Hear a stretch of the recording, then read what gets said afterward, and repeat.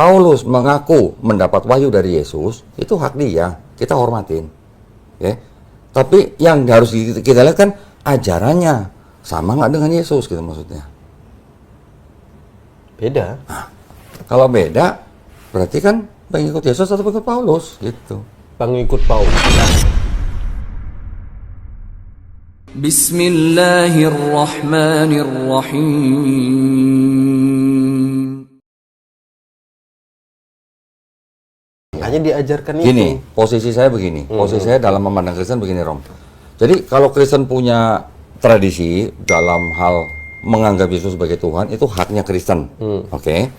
Tetapi dengan tadi ayat-ayat yang saya tunjukin, ada perbedaan ajaran Paulus dan ajaran Yesus, berarti tidak bisa disebut Kristen sebagai pengikut Yesus, tapi pengikut Paulus. Ajarannya ketuhanan dan keselamatannya. Itu maksudnya. Oh ya, pengajaran Oke, Paulus. setuju ya, setuju ya. Tapi berdasarkan pertemuan dia dengan Yesus ya. Iya, kalau pengakuan Paulus melihat Yesus mendapat wahyu, monggo. Jangan Itu- pengakuan dong. Ya, habis apa kalau bukan pengikutnya juga tahu dia bertemu dengan Enggak, Paulus. maksud gua pengakuan Paulus itu ya artinya tuh ya bisa dihargain, bisa dihormatin gitu. Bukan kita mau melecehkan, enggak. Kita Nabi Muhammad SAW juga mengaku Ya, bertemu betul, dengan malaikat pengakuan. Jibril. Ya. Itu pengakuan nggak masalah. Paulus mengaku melihat cahaya, mendengar suara. Saul mengapa engkau mengenai aku? betul. Itu kan pengakuan. Betul. Ya nggak masalah maksud gua. Artinya kalaupun Paulus mengaku mendapat wahyu dari Yesus, itu hak dia, kita hormatin. Ya. Tapi yang harus kita lihat kan ajarannya sama nggak dengan Yesus gitu maksudnya. Beda. Kalau beda, berarti kan pengikut Yesus atau pengikut Paulus gitu. Pengikut Paulus karena Paulus diberikan penglihatan oleh Yesus. Iya, berarti kan pengikut Paulus, bukan pengikut Yesus. Ajaran Paulus tapi diilhami oleh Roh Kudus. Kalau diilhami oleh Roh Kudus yang notabene dianggap Yesus, kenapa bisa berbeda dengan ajaran Yesus? Karena sudah ada konsep keselamatan itu loh. Oh, Maksud gue gini, kalau berbeda, berarti Yesusnya nih ketika dia masih di bumi, dia lupa ngajarin atau dia plan dengan Paulus? enggak. Nah, enggaknya gimana? Karena misi dia pada saat di dunia itu, penggenapan itu dia contohkan untuk orang-orang yang hidup di bawah hukum Taurat kok. Oke. Dia mencontohkan gini loh cara hidup mengikuti hukum Taurat. Nah, ketika dia melihat hukum Taurat itu sudah nggak bisa lagi dipakai, Kata siapa? Nggak bisa dipakai. lah dibenarkan itu oleh Paulus. Iya kan kata Paulus, sedangkan kata Yesus selama langit dan bumi belum lenyap, satu iota pun dari hukum Taurat tidak akan dihilangkan. Ya kan nggak mungkin mata ganti mata. Loh. Potong tangan. Ya kan nggak mungkin berlaku kok selamanya hukum-hukum itu. Sekarang ketika Yesus datang tidak membatalkan Taurat, dia membawa Injil, ada yang dirubah nggak Tauratnya? Taurat Ada nggak yang dirubah dari hukum Taurat? Walaupun tidak dibatalkan. ketika Yesus datang. Ya, ketika Yesus hidup, mengajari murid-muridnya, dia bilang dia tidak membatalkan hukum Taurat. Oh enggak ada yang Tetapi dirubah. dari hukum Taurat ada yang dirubah nggak? Enggak. Ada. Ada. Dia dia gini. Yang kasih lamusumu, Betul? ya kan? Dirubah nggak dari Taurat? Bukan dirubah. Dia apa? Tapi Ada berarti yang ditambahkan, digenapi. Ya. Digenapi. Artinya tetap tidak batal kan? Nah, tetapi kan ada yang dirubah. Yang tadinya di Musa boleh Kalimatnya jangan cerai, dirubah kok. Digenapi. digenapi dengan dirubah. Karena kan dia datang untuk penggenapan. Kalau penggenapan yang dimaksud oleh Arom itu penggenapan nubuat atau penggenapan hukum Taurat dengan cara melaksanakan hukum Taurat? Cara melaksanakan hukum Taurat dan perintah-perintah Tuhan itu digenapi. Kemudian menggenapi juga nubuatan dari sebelumnya. Nah, di situ kalau menggenapi nubuat itu nggak masuk konteksnya. Yang dihukum ini. Ya, yang Matius 5, 17, 18 itu nggak masuk konteks menggenapi nubuat. Betul, Tapi kalau betul. menggenapi menjalankan perintah, menjalankan hukum Taurat itu oke masuk. Oke, Nah, masuk. tetapi maksud saya, yang di hukum Musa dulunya kalau bercerai tinggal kasih surat cerai, yang di Yesus kan dirubah. Ada yang dirubah. Iya, yang dipersatukan Tuhan tidak boleh dipisahkan dari manusia. Betul kan? Iya. Nah, tapi karena ketegaran hatimu, gitu kan? Makanya barang siapa mencarikan istrinya bukan karena zina, Betul. betul kan? Betul. Berarti kan ada yang berubah nih dari hukum Musa nih. Walaupun tidak dibatalkan yang ini. Ya, tapi memang. ada perubahan. Betul. Oke. Nah, sekarang di mana Yesus pernah mengatakan bahwa hukum Taurat itu akan batal ketika saya disalib? Gitu. Karena ada kalimat, selama langit dan bumi belum lenyap, satu iota pun dari hukum Taurat tidak akan dihilangkan. Berarti menurut Yesus, hukum Taurat itu akan hilang setelah pas kiamat. Betul Gini nggak? kok. Mana? Jadi kan, kenapa setelah dia bangkit, kemudian ada pengutusan 2 rasul, Petrus untuk kaum Yahudi dan Paulus untuk luar Yahudi. Karena Petrus ini kan meneruskan pengajaran Yesus untuk menjalankan tetap hukum Taurat di Yahudi. Oke. Rasul Paulus pergi ke bangsa lain untuk mengajarkan sama sebenarnya pengajarannya, berbeda pengajarannya, tapi dia mengajarkan bagaimana keselamatan itu sudah didapatkan oleh manusia di luar dari bangsa Yahudi. Karena kan sebelumnya keselamatan hanya dari bangsa Yahudi. Nah, keselamatan inilah yang dia bawa keluar, gitu loh kok. Nah, saya juga setuju bahwa kenapa sih nggak mau dipaksa orang-orang Romawi dan Yunani itu menyembah Yesus Kristus, bukan berlandaskan tradisi atau dewa-dewa mereka. Kekaisaran Romawi kan hanya mau tunduk dengan Paulus kalau tradisi mereka tidak dihilangkan. Begitu kan, Betul. kok? Nah, Betul. itu kan kunci pertamanya agar Paulus bisa diterima dulu di bangsa Romawi dan Yunani untuk mengajarkan surat-surat itu. Makanya dia sendiri yang bilang bahwa kalian tidak mengetahui apa yang kalian sembah. Oke. Bahwa yang kalian sembah itu ini loh, Kristus, gitu loh. Yang sebelumnya ada di Yahudi itu mati dan bangkit. Nah, barulah mereka mau kan. Gitu. Asal masih boleh makan. Asal tradisinya nggak dihilangkan. Iya, asal masih boleh makan Babi. babi. Nah, Yesus sendiri kalau dia hidup di bawah hukum Taurat, berarti kan nggak mungkin makan babi. Berarti ini kan ada pergeseran nilai teologis. Tapi kan kata Yesus gini kok. Gimana? Bukan yang masuk ke dalam mulut itu yang. Markus 7. Ya. Kita bandingin. Bukan. Udah stop dulu. Nanti dulu kok. Nanti dulu. Gua buka nih, ada ngomongin babi apa enggak itu Yesus di situ? Gitu. Aduh. Nah, itu Kristen banyak ngambil ayat itu untuk membuktikan bahwa babi boleh dimakan kan? Ini. Kalau kita baca dari ayat ini, ngomongin makan babi nggak? Jujur aja, gitu. Zaman nggak tahu ya. Ini memang untuk cuci tangan. Iya, itu berarti lu jujur. Nggak ngomongin babi, ya kan? Gini.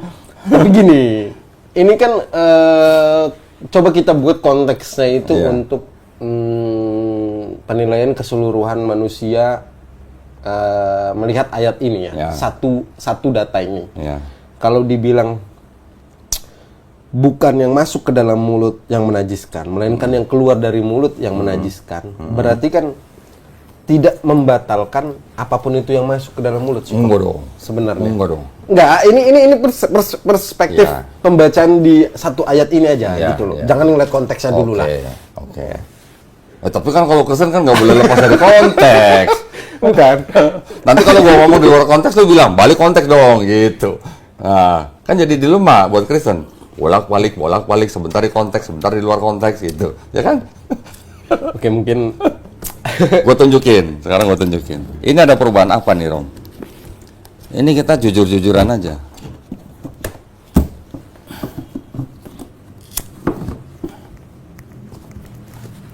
Tolong bandingin ayat yang sama. Markus 7 ayat 19. Di sini Markus 7 ayat 19. Yang di kuning-kuningin ini kalimatnya maksudnya sama atau beda? karena itu bukannya masuk ke dalam hati, melainkan ke dalam perut, lalu keluar dalam diam ke dalam jamban. Dengan demikian memberisikan segala makanan itu. Nah, yang ini baca dulu, baca. Baru bandingin.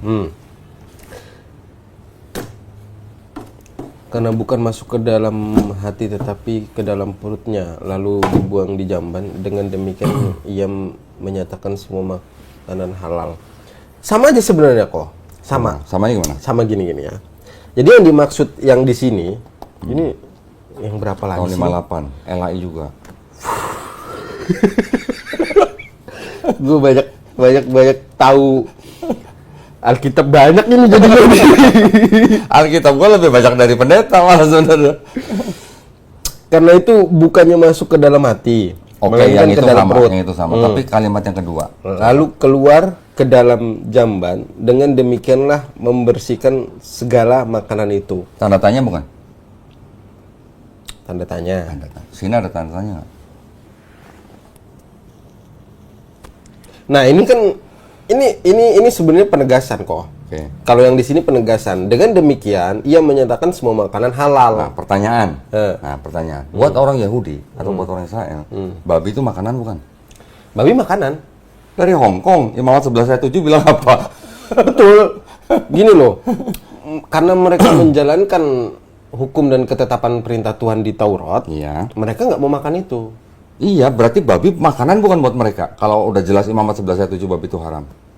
Ya diharamkan, tapi memang nggak diboleh makan. Emang mereka Kalau nggak diharamkan berarti makanan bukan? makan. Tapi kan konteks ini memang lagi nggak makan babi kok. Iya, ini konteksnya cuci tangan ini. Kenapa lu tadi pakai ayat ini? Bukan.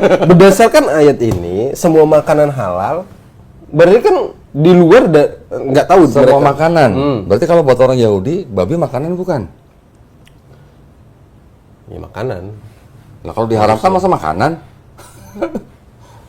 Gini, kalau orang Yahudi kan memang harus ikut tunduk hukum Taurat. Pak. Iya. Ini kan untuk di luar Yahudi. Enggak, ini untuk orang Yahudi. Ini kan justru lagi makan sama murid-muridnya kan cuci tangan ditegur sama ahli Taurat dan Farisi. Kenapa anak buah lu nggak ngikutin adat istiadat Yahudi? Gitu kan? Yang sebetulnya memang begitu. Konteksnya begitu kan? Kenapa lu bawa-bawa ke babi? Karena kan kalau bertanya di mana sih Yesus menghalalkan makanan? Nggak ada. Ya ini Nggak ada. Ini bukan halalin babi. bukan. Sedangkan dua kalimat ini aja beda nih. Yang satu nanya, yang satu konfirmasi. Ini penegasan kok. Iya. Kenapa di sini tanda tanya, di sini tanda tanya hilang? Tahun berapa ini tadi? LAI. Nih, Lembaga Kitab Indonesia 58. Sama nih penerbitnya. Harusnya nggak ada tanda tanya itu kok. Nah, tanya LAI kenapa ada Harusnya tanda nggak ada tanda tanya? tanya itu. Ngapain pakai tanda tanya? Nah itu, kenapa Nggak. ada tanda tanya di sini hilang? Nggak, ini salah kalau menurut saya. Oh salah. Salah. Oke. Harusnya nggak ada tanda tanya Oke. kok. Lu bilang ini salah ya? Gua tutup.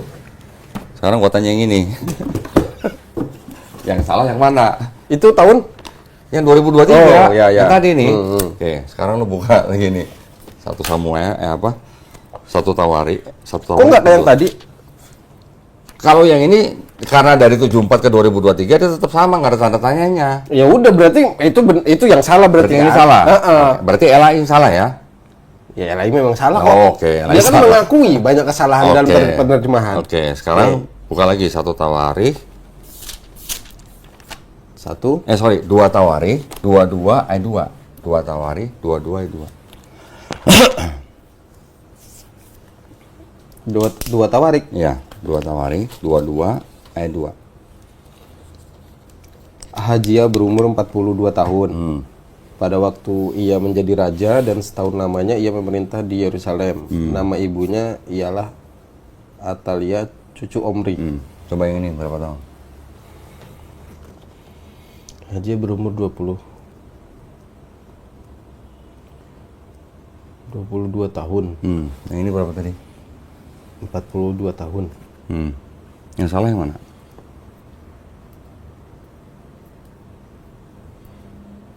Ini tahun berapa tadi? 74.